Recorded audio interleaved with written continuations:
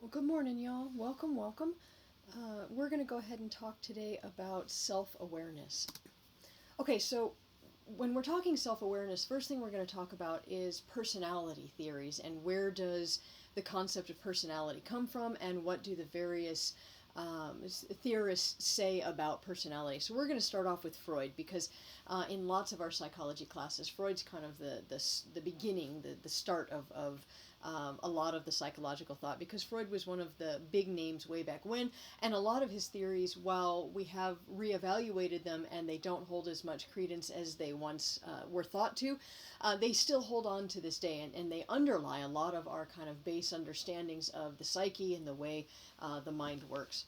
So Freud proposed that several different a collection of several different psychological and unconscious motivations is really what influenced personality. So personality came from a combination of one's childhood sexuality, which, while in superficially it looks like childhood sexuality talks about the idea of children developing their own sexuality, but this is more than that. It's more of that the idea of gender identity as well. So there's a lot to Freud and his concept of childhood sexuality that the textbook here doesn't necessarily get into.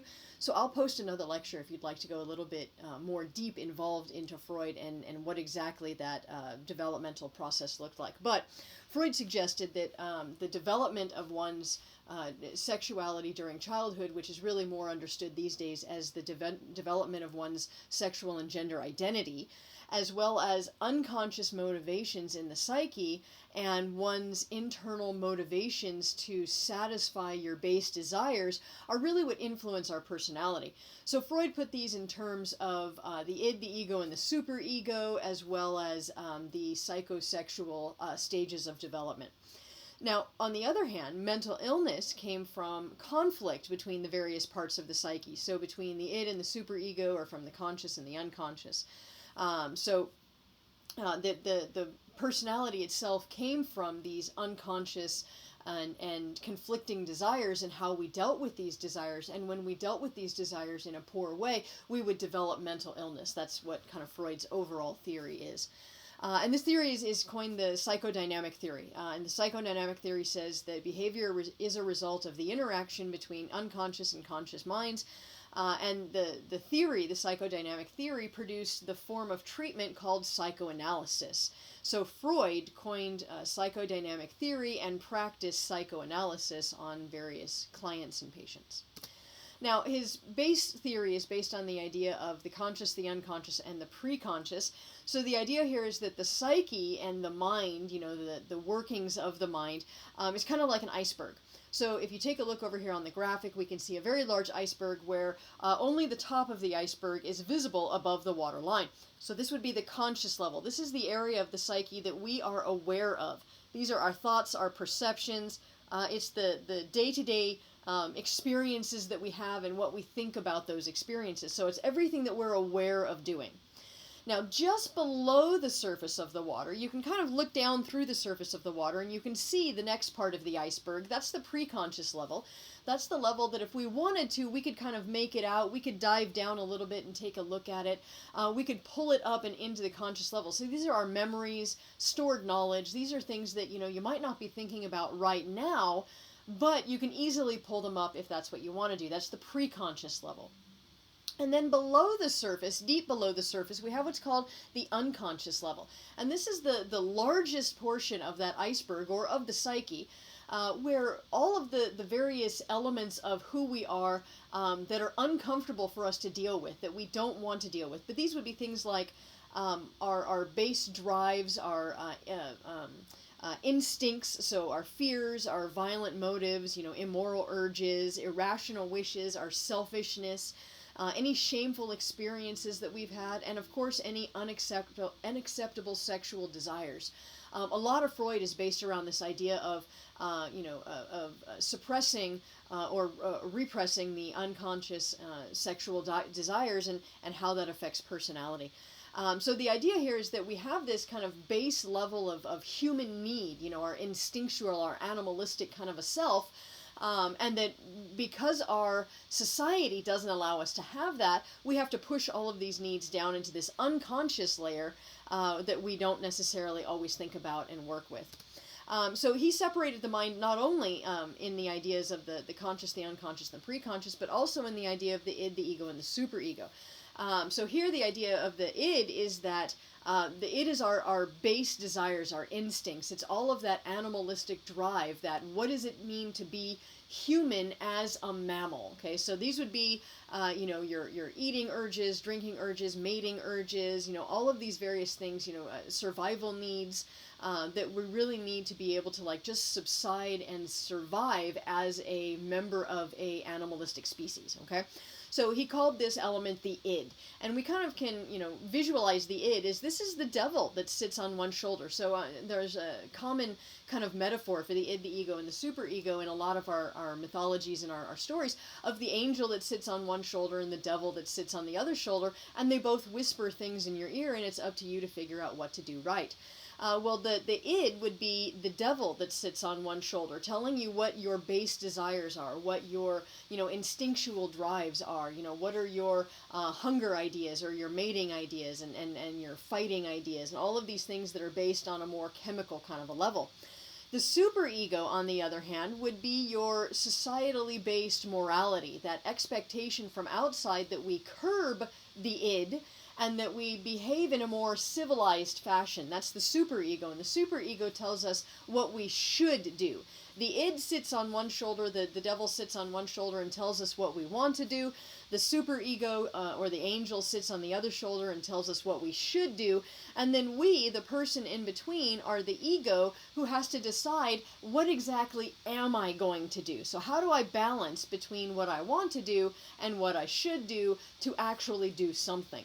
And Freud suggested that it's how well these parts work together and what conflicts they have and how heavy those conflicts go between the id and the superego and between the conscious and the unconscious that will dictate whether we have mental health or mental illness. Now, a lot of these concepts, while a lot of psychodynamic theory has kind of been disproven, you'll see these concepts of the conscious mind and the unconscious mind, or the id, the ego, and the superego, the angel and the devil. You'll see these kind of work into not only psychology, but also into our media and our mythologies and all that other kind of stuff. So one way that Freud talks about where does personality come from is what are those base desires and how strong is our superego and what kind of a fight do those two things have and who's winning, so to speak. Okay, so here's a little application, a little game that I'd like you to play. So if we were meeting face-to-face, this is where I'd put y'all into the breakout rooms, but because we're recording this week, I just want you to take up time and take a couple of minutes and kind of think about this on your own. But using Freudian concepts of the id, the ego, and the superego, think about and analyze your favorite movie, television series, or book characters and determine which character is your id character, your superego character, and your ego character. So the id character, of course, is all about satisfying those instincts and those base desires. They're often probably eating, or they're fighting a lot, or they might be highly sexualized. Your superego character is going to be all about morality and doing what's right, even though it's difficult. And then your ego character is really going to be that one that really does the right thing in the end, but on the other hand, they have an awful lot of fun as they go along the way. So if we were to use, say, for example, Marvel as a very large group of characters that are in here, and we kind of break this up and we take a look at the id game here. So which Marvel character would be our id character? It's all about satisfying those base instincts, those emotions, those base desires. Well, most people suggest that it's the Hulk. You wouldn't like me when I get angry, that he's all about that instinctual rage, okay? Next question, which would be your superego character, the one that's all about doing what's right even if it's hard? Most people agree that that would be your Captain America character. Now, the ego character, there's lots of ego characters in Marvel. A lot of people bring up Spider-Man or Iron Man or any number of other different characters that might be, but admittedly, Spider-Man and Iron Man are probably the two that kind of come up most often and frequently and stuff like that. So take a minute here, pause the video, think about your favorite fictional series and determine which is the id character or characters, which are the superego character or characters, and which is the ego character or characters. And then when you're done, restart up the video and we'll restart up our lecture.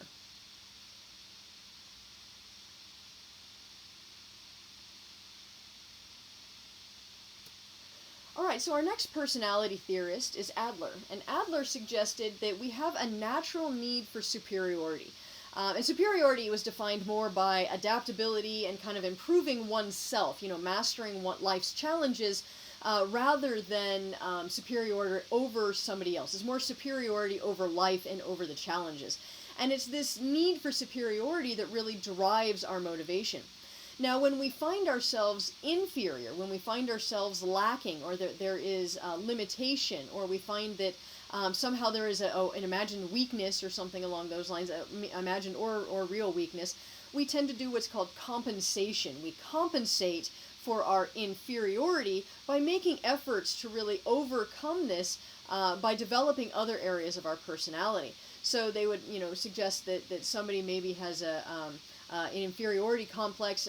They talk about Napoleonic and in the short man, little man complex, where Napoleon was a very short person, and so he overcompensated in trying to take over a very large area of conquest because he felt like he was short in the time, and that was a theory that had been put out.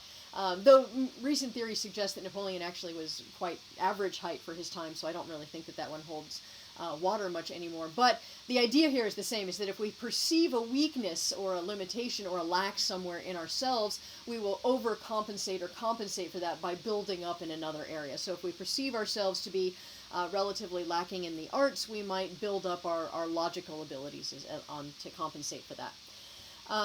So Adler also came up with this idea of the inferiority complex, when we feel like we are inferior to everybody else, and then it gives us a complex or that chip on the shoulder that might be happening. And Adler suggested that birth order actually can have an effect on personality, because birth order can have an effect on whether we feel superior or inferior. So birth order relates to, what order were you born in? Are you the firstborn or the eldest? Are you the youngest or the lastborn? Are you somewhere in the middle? And lots of different studies have suggested that firstborns are treated differently than lastborns, or differently than, say, only children are. So Adler suggested that this birth order and the expectations put upon the child because of the birth order that they're in. So, for example, eldest children are oftentimes required to be more responsible because they have to help care for the younger children. Oftentimes, the youngest children tend to be the least responsible because they tend to be babied by everybody else in the family. And sadly, a lot of research has found that the middle children feel like they are oftentimes left out because they're not as responsible and go-getting as the eldest, and they're not being babied like the youngest, and so they have to find other ways to make their mark on the family. So the idea here is that birth order can affect your personality, because birth order and the expectations of the family and the parents will change depending on what order you are born in. So this is all Adler's kind of theory. Okay, so here's another little activity for you. I'd like to consider for a moment and think about this for a moment, and then take a second and write down some answers. But what is your birth order? Are you, eldest? Are you youngest? Are you an only child? And then do you feel like this has had an effect on you and your choices growing up? So do you feel like there was expectation, or do you feel like something gave you an opportunity or limited your opportunities based on your birth order here? So do you feel like birth order has had an effect on your personality as you have been growing up? Go ahead and pause the video here, write down a couple of thoughts, and then come on back when you're done.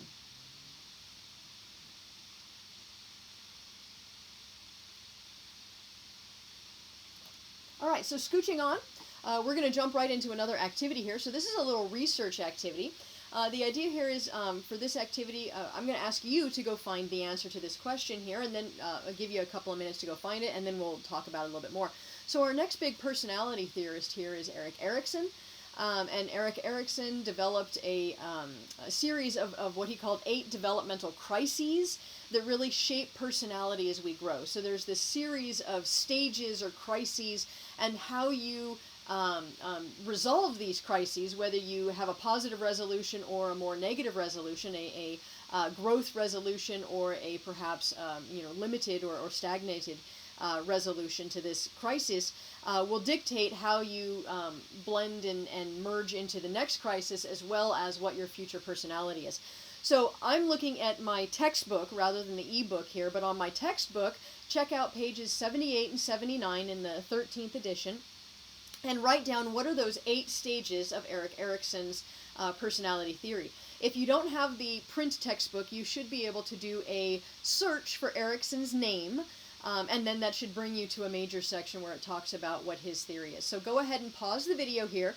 Take a moment, go look up the answer for this. What are those 8 stages from Erikson's developmental crises theory?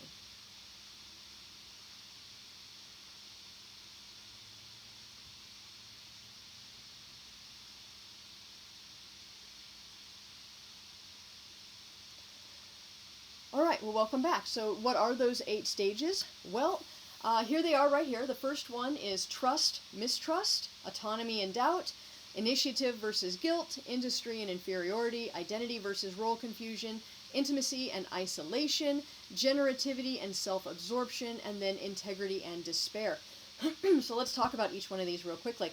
So in the first stage of trust and mistrust, Erikson suggests that as an infant, as a baby, we are entirely dependent upon caregivers and the world around us to fulfill our needs. We cannot go get our own food when we are hungry. We cannot, change our own diaper or, get out of the mess if we make a mess. We are entirely dependent upon someone else for our care. So how we are cared for during that early period of life will determine whether or not we develop trust in the world around us. Will the world provide for our needs when we express a need? So if a baby cries out and somebody comes along and gives the baby food or burping or love or snuggles or changes the diaper or something along those lines, but if the baby expresses a need and that need is taken care of, the baby will learn trust in the world around them that if I express something, my needs will be met, and it develops a more comfort in expressing one's own needs. On the other hand, if the baby cries out and those needs are not met, the baby learns that it doesn't matter what they do, the needs will not be met, and their efforts to ask for help will not be granted. So they will learn mistrust at the world around them, and will grow up differently. So they will grow up trusting versus mistrusting the world. Which, if we think about this in general, like as an adult, can you think of somebody who just kind of trusts the world around them is going to be a good person, that people that they meet have good intentions, that the positivity in the world around them is going to have a happy beginning? Do you know people, on the other hand, that are maybe mistrusting of the world around them? They think that, somebody's always out to get them, or that somebody's always out to con them, or somebody's always out to try and take their money, or, that they're always looking, that somebody's getting offended or insulted, that there's mistrust that just kind of underlies a lot of that personality. So Erikson suggested that with each one of these stages, that there is a crisis. In stage 1, it would be, do we develop trust or mistrust? And that how we resolve this crisis shapes our personality as we grow. Now, on a good side, Erikson also said that we can revisit these and kind of reevaluate these as we grow. So let's say, for example, you're in a horrible situation as a baby, but then move to another situation later where there is a more trusting and giving environment. You may begin to learn trust again. So Erikson is a little different than Freud, because Freud suggested that in his stages, everything is just kind of set in stone. Like if you missed this time period, you're out of luck. Erikson said that no, we can continue to develop and work through some of these things even later on in life, but that usually this happens during this set period in life. So the trust-mistrust usually happens during infancy. But we can revisit and kind of evaluate this and help continue our own personal growth as we get older if we consciously make the effort to do so. Now, the next stage, autonomy versus doubt, is where toddlers start to explore, developing control over their own body, and really it's all about the toilet training kind of a time, when they're really starting to learn, can I have control over myself? Do I have autonomy over my own body? Or do I doubt what's going to happen? So again, as infants are developing into toddlers, and how caregivers interact with those toddlers will help to develop whether they believe that they have that autonomy, that they can do it, that they can go out, that they have control over themselves and their body and their situation, or that they doubt their own abilities, that they think that they can't do it, that there is a lack of belief in their own skills and abilities.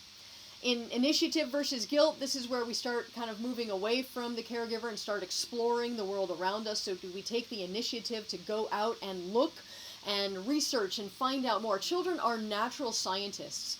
So, do we take that initiative to go find those answers, to go try and figure out what the world is doing? Or do we feel guilty for our explorations? How are we treated when we ask the question, why? Sometimes I hate my dad because he answered every why that I had, and so that gave me this insatiable curiosity, and why has become my favorite answer. And sometimes it becomes, a downside to a conversation when I just keep asking why, and it annoys people. So, on the other hand, if we never answer the question of why, children will get this idea that I shouldn't go out and explore, I shouldn't question, I shouldn't critically think. And they start feeling guilty when they do think differently or separately.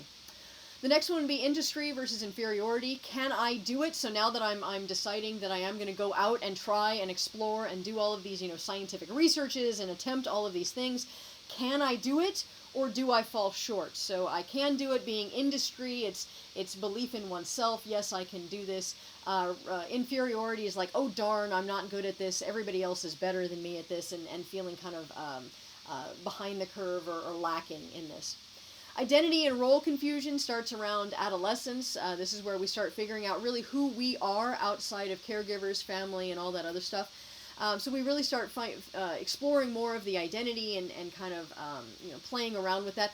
Identity at this stage is almost like Play-Doh, where it can meld from time to time to time. So if you've ever known a teenager who, like, 1 week is goth, and the next week they're country, and the next week they're preppy or something like those lines, where they change, like, who they are frequently.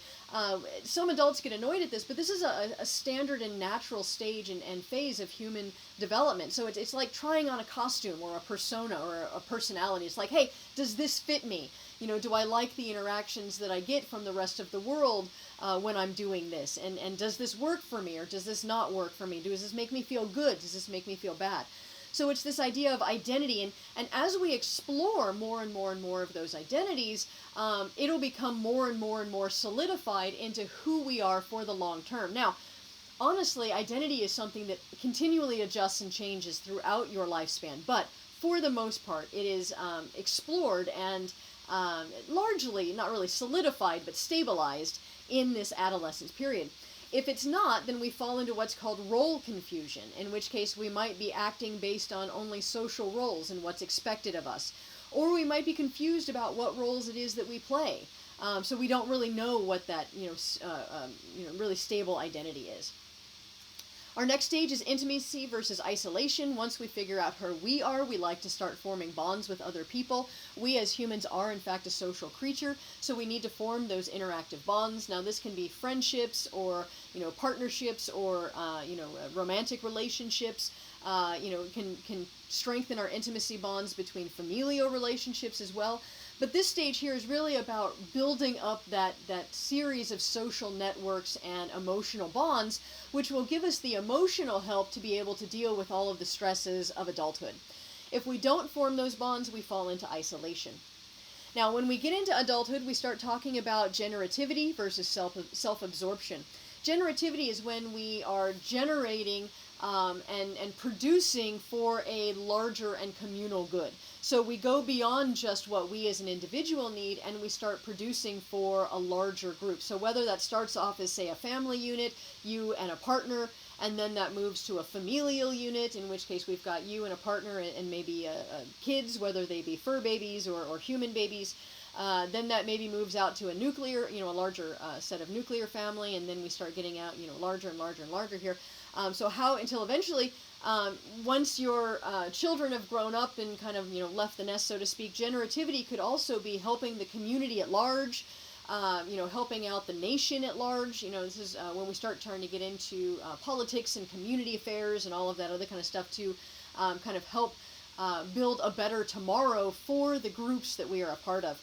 And if we're not looking towards building a better tomorrow for the groups and for the communities, we tend to fall into that self-absorption where we start focusing in on, what is it for me, and where can I get, all of this stuff in my life. And the sense of lack of connection to the community can oftentimes make us feel like we are stagnating. Because oftentimes we have developed an awful lot of these ways. Now it's up to us to use what we have, the cup is filled, and hopefully overflows, in which case now it's time for us to help share that with others. And then the last stage of life here is integrity versus despair. So this is in, end of life areas, where one looks back on your life and you go, okay, can I coalesce my life into one cohesive message, or one, I'm proud of my life versus I have a lot of regrets that I didn't do in my life. Do I feel like my life was good and complete and that I got the things done that I wanted to do? Or do I fall into despair and say, whoops, I just missed it all? So the idea here is that with Erikson's 8 stages, each stage will kind of set the stage for the next stage and will help us develop our personality as we go. So if we have a good, solid caregiving unit and a good family life as we start growing up, you can see that we'll develop trust and then autonomy, initiative, industry, identity, which will lead into good intimacy, and we'll be generative as an adult, and we'll have good integrity and a good death. On the other hand, if we start off on the other side of that and we have mistrust, which falls into doubt, guilt, inferiority, we're confused about who we are, we're isolated from other people, we end up self-absorbed as an adult, trying to figure out how the heck to be happy, and then falling into despair as an adult. As an elderly adult. So Erikson here suggested that this was kind of like a snowball effect, and that we could bounce around in different ones. We could start off in trust and then get into doubt and then hopefully work our way back up to initiative. But usually they kind of helped themselves, and when you started off on a positive path, you tended to continue on that positive path, and same with the more negative path. Okay, our next theory here in personality theories is called the trait theory. And the trait theory suggests that personality and behavior come from relatively stable traits or personality characteristics that really don't change throughout your lifespan that much. So one of the big ones here is called the Ocean trait theory, where this really measures your traits on a continuum. So Ocean stands for openness, conscientiousness, extroversion, agreeableness, and neuroticism. But each one of these words is really more on a continuum, where openness is on one side of the continuum and closed is on the other. So how open or closed are you to new experiences? Everybody will fall somewhere on this particular continuum, so it's just up to us to determine where you specifically fall on this continuum. Conscientiousness is on one side, irresponsibility on the other. Introversion and extroversion opposite each other. Agreeableness and hostility, and then neuroticism and emotional stability. Those are the continuums that fall in there. Hexaco is another similar trait theory. It adds honesty and humility on here. So the emotionality is much like neuroticism. So how emotional are you, or the neuroticism versus emotionally stable versus how high or low are you on emotionality. And on this one, the Hexaco tends to more kind of label it as high or low on honesty and humility, high or low on emotionality, high or low on extroversion, high or low on agreeableness, etc., etc. But similar kind of ideas.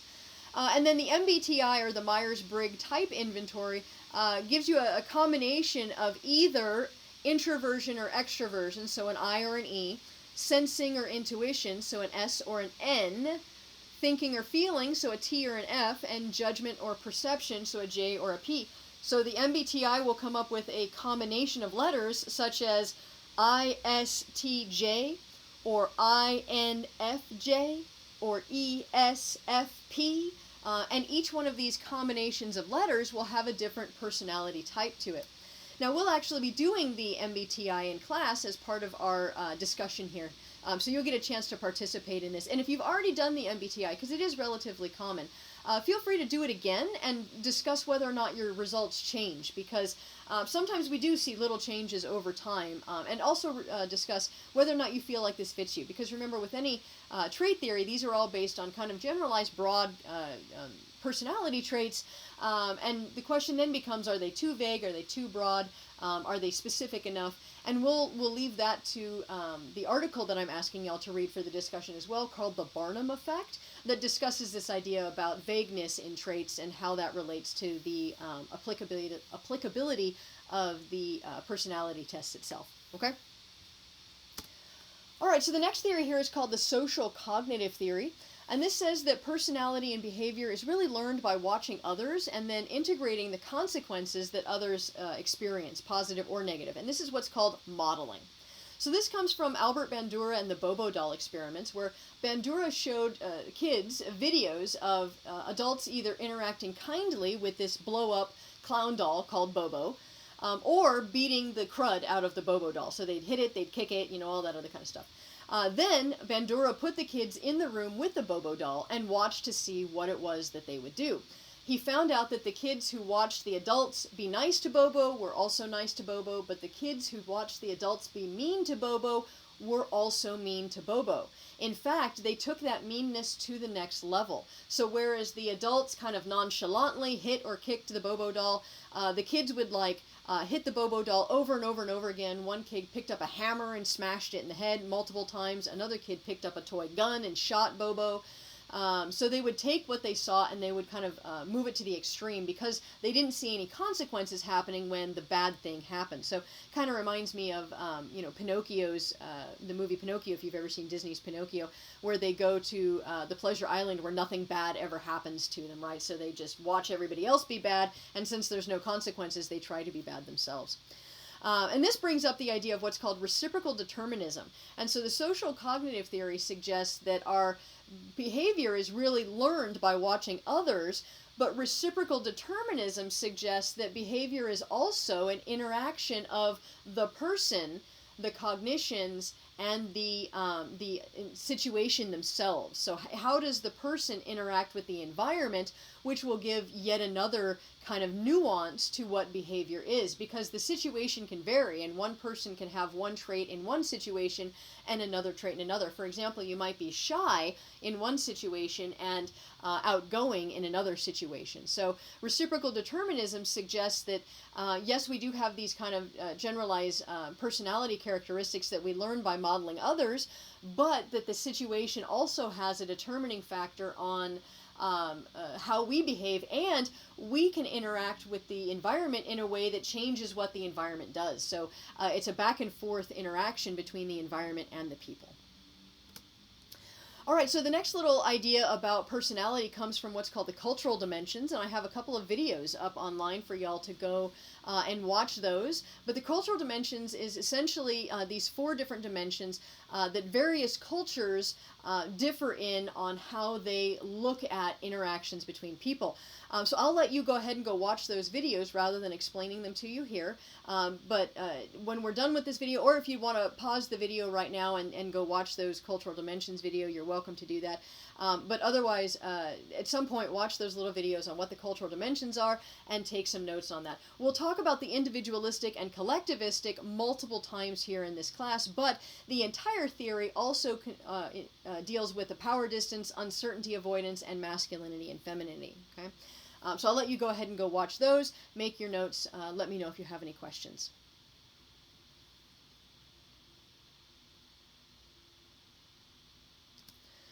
All right, so if we're moving on, our next kind of big theory of personality is what's called humanism, which comes from Carl Rogers. And humanism suggests that behavior is motivated by the search for the self and the fulfillment of one's own personal potential. So this is what we call a person-centered perspective, that, people are basically good, and really what they're searching for is for them to be their best selves, what we call self-actualization, the fulfillment of one's own personal potential. And unless threatened by the environment, they're going to reach self-actualization. So the general idea of Carl Rogers and humanism is that people want to be good and they will strive to be good, but the truth is they're looking to be their best selves. So if they're in an environment or a situation that doesn't allow them to be good, they will do other things in order to still reach their best selves. They may take other methods in order to try and reach their highest potential, and those other methods may not necessarily be condoned by society. So for example, somebody who is raised in poverty really wants to be their best self. They want to be able to survive and feed their family, but they're limited by the poverty and the socioeconomic situation that they're in, so they may fall into crime.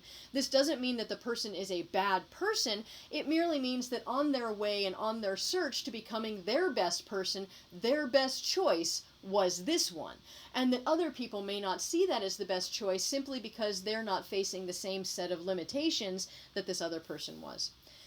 So the idea here is that really we're really looking to grow as much as we can as humans, and that personality is this consistent striving and searching for personal growth and that self actualization there.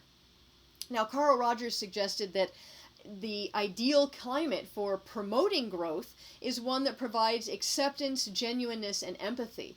And he coined the terms unconditional positive regard and unconditional acceptance. So in his forms of therapy, there would be unconditional positive regard and unconditional acceptance. Yes, you do these things, you did these things, this is who you are. Let's work on how we can make you better from where you're at. Not, oh my gosh, you're at a horrible spot, we need to change you, but how can we grow from wherever you're at? Because all of life is about growth. So the idea that we need to grow is not necessarily a bad thing or a judgment. It's simply recognizing that we're all always growing. So where are you starting from, and let's grow from there. Okay, that's kind of the idea. Now, one of the other big theorists here in humanism is Maslow. Maslow came up with that didn't come up in the right order, sorry. Maslow came up with a hierarchy of needs where he suggested that at the bottom of this kind of pyramid were our base level needs, our physiological or our survival needs. So stuff like food, shelter, or in the work world, this would be like a paycheck, some way that we can feed ourselves, we can shelter ourselves, we can protect ourselves from the element, and we can survive from day to day. Next level up would be our safety needs, or those needs that we would require in order to have long-term survival. So how can we promote, instead of day-to-day survival, but week-to-week or month-to-month, or even better, year-to-year, or the rest of our life, we have safety and survival just taken care of. So survival kind of extending into the future would be safety. Now, once we have that sense of safety, our survival is extending into the future as much as we can see or as much as we're comfortable with. We also need social needs. So we need acceptance by others. We need to be members of a group. We need to feel that love and belonging from other people. Once we have the love and belonging of other people, we're members of the group, we want to be high up in the group. We want recognition by the group. We want promotions or degrees, awards. We want self-esteem needs. We want to be able to be seen as a positive, productive member of the group. And then the last one up here is called self-actualization needs, where we really, again, continue that personal growth. You're expanding your skills, but you're really reaching your best personal self. This is what Maslow suggested and Carl Rogers suggested was the end-all, be-all, kind of the long-end attainment. And when we can get to this area of self-actualization, we can truly grow and become our best selves. Now, Maslow also suggested that there are times that we might drop back down. So let's say, for example, you're comfortable all the way up to your self-esteem needs and you're looking for your self-actualization needs, but something happens and, there's strife within your family members and, all of a sudden you're feeling ostracized by your family. You may come down and rework on your social needs. If you're trying to work through those social needs and all of a sudden you get hungry, you may decide that the best thing to do is to stop talking about the social needs or stop working on that motivation and come down and eat some food to take care of your survival needs. If while you're eating your food, all of a sudden you can't breathe, you start choking, you will stop eating your food and start trying to breathe again. So the idea here is that we'll have these kind of hierarchy of needs, and when the lower levels are met, we can work on the higher level ones, but we have to work our way up from the bottom. Okay, so the other kind of big contribution to psychology from humanism is this concept of the self. So the self is the center of personality. It's our organizer of thoughts, feelings, and actions. So it really answers the question, like, who am I? So if somebody were to ask you, like, who are you? And all of the things that come up with that is the self. Okay, that all kind of covers under the self. So it's organized, it's consistent, it's usually pretty recognizable, but it can be constantly changing. We're always adapting and growing and evolving within our lives. All of your perceptions about who you are, including your relationships with other people and, the value and importance of all of those relationships are all part of the self. This is available to the conscious but not always in the conscious. So it's usually in like the pre-conscious area. It's an awareness of who you are, okay? Now, from there, we get what's called the self-concept, and this is the concept of oneself. It's a collection of images or ideas about the self. It's one element of the self. It's not all of the self, though. It's like a subdivision of the self. This is your thoughts, your feelings, and your values.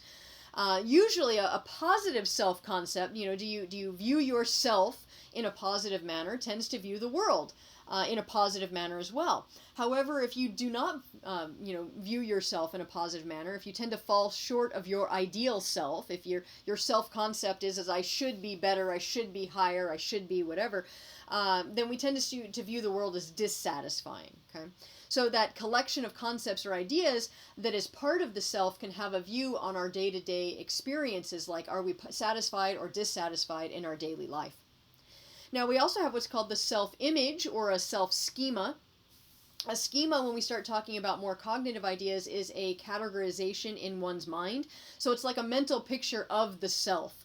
And it's more resistant to change. And this one answers the question more, what do you think people think about you?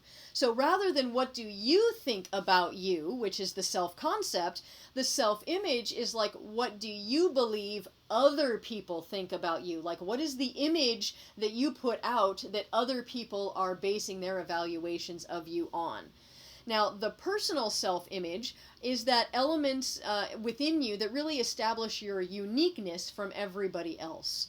So the self-image is like, the mental picture of yourself. So, for example, I'm a teacher. But a teacher could be any number of different types of teachers. So what kind of establishing of uniqueness? Well, more, I'm a psychology teacher, or what my background was, or more individual characteristics to myself, more like, my political ideals might be more something that establishes uniqueness amongst myself. So it's this collection of unique individual ideas that creates that personal self-image, whereas the larger self-image can be more of a generalized kind of concepts.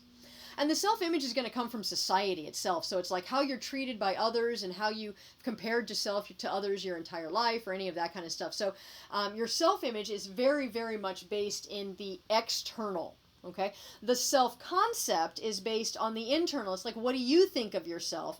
The self-image is based on the external. What do you think others think of you? And they can impact each other. If you have a positive self-concept, you tend to interpret the interactions you have with other people positively, bringing up the self-image. But if you have a negative self-concept, you tend to interpret the interactions you have with other people negatively, in which case bringing down that self-image. So they do interact with each other, though they are different concepts. Now, another one here is called self-esteem, and this is the overall evaluation of oneself. Do you have a high or low feeling of what's called self-worth? Do you value yourself highly, or do you value yourself lowly? Are you worth a lot, or are you worth very little? Now, benefits and costs of self-esteem, obviously there's lots of benefits of self-esteem. It makes you feel good, you're happy, you can work towards a more positive future, you're more productive in your life.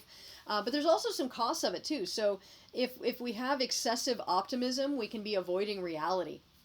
So oftentimes if we're not looking at the reality of the situation, our self-esteem, our overall evaluation of ourselves is so high that we're not realistically looking at ourselves, our lives, our situation, we could fall into a blindness to our own incompetence. We have what's called a self-serving bias, which is this tendency to perceive ourselves favorably, even when our behaviors are not necessarily what we would normally want. So we tend to interpret ourselves in a more positive way than maybe somebody else externally might be interpreting ourselves. So we have to watch out that we are still grounded in reality, so that we don't get excessively optimistic about ourselves and ignore where we still need work. Because remember, being human is all about continuing to grow, right, in this idea, in this humanistic idea. So we're always on the path, and if you think that you're farther along the path than you are, you're missing out on your true opportunities to grow. Now, defensive self-esteem is a very fragile thing. It's focused on sustaining the self and protecting the ego, rather than really working towards growth and competence there. Defensive self-esteem might really respond with anger and aggression to any sort of perceived threats. But if we have a more secure self-esteem, we're really less fragile and more stable within ourselves. It's less influenceable by outside sources. All right, some other self terms here when we're talking humanism, they have lots of self terms. So there's self actualization, the fulfillment of your own unique potential, self talk, that little inner voice. It can be a cheerleader or your critic. We'll get into a little bit later on in the term kind of cognitive restructuring so that we can change what that little voice says. We also have something called self-serving bias, that tendency to evaluate our own behavior as worthwhile. We have self-efficacy, our own belief in our own ability to perform behaviors that lead to the outcomes that we expect. Self-acceptance, how much do you accept and understand yourself? And then, of course, self-regulation, how well do you manage yourself? So how well do you manage your own emotionality? How well do you manage your own body, your cognitive thought process? How much do you regulate and manage your own self in and of your day-to-day life? Okay. All right, now, when it comes down to this, of course, life is a journey, and humanism says that we're always growing and always changing, so these concepts can grow and adapt as well. So if you feel like, oh my gosh, I've got low self-esteem, you can adjust, you can change that, you can work towards it. One of the big ways we do this is with the theory of mindset. Now, mindset is an established set of attitudes about yourself or others or the world and how it works, but it's this attitude about life. So, for example, do you see challenges in your way or do you see obstacles?